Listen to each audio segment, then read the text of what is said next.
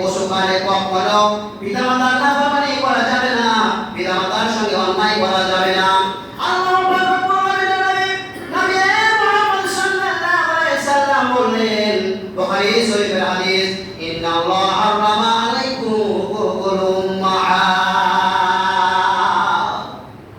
আল্লাহ বলেন, নিশ্চয় আমি তোমাদের পিতামাতার নাফরমানি করা হারাম করে দিয়েছি। নাফরমানি করা লাগবে না, নাফরমানি করা যাবে না, কখনো পিতামাতার নাফরমানি করবে না, আমি আল্লাহ হারাম করে দিয়েছি। বুখারী শরীফের হাদিস। কখনো করা যাবে না নাফরমানি।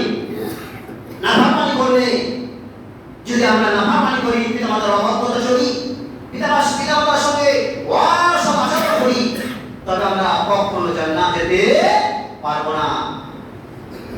জান্নাত একবারে যাওয়া বন্ধ হয়ে যাবে, কখনো জান্নাত যাওয়া যাবে না। আল্লাহর নবী বলেন, সালাসাতুন লা ইয়াদখুলুনাল জান্নাতা আকুনে ওয়ালাদাকে ওয়াতাইউসার রিজালা।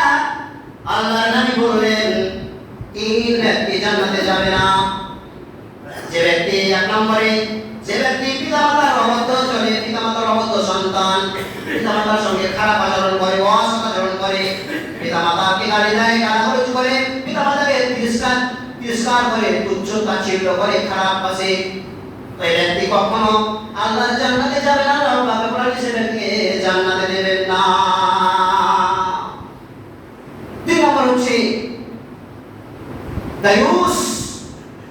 দায়ুসকে, দায়ুস হচ্ছে ব্যক্তি যে নিজের পরিবারকে, নিজের পরিবারের সদস্যদেরকে খারাপ পথে চলতে দেখে, খারাপ ব্যবহার, খারাপ দৃশ্য দেখে সদস্যদের মধ্যে, তার পরিবারের লোকেরা, সদস্যের যে লোকেরা, তারা অন্যায় করে বেড়ায়, খারাপ কাজ করে বেড়ায়, তাদেরও সে ব্যক্তি নিষেধ করে না, বাধা প্রদান করে না।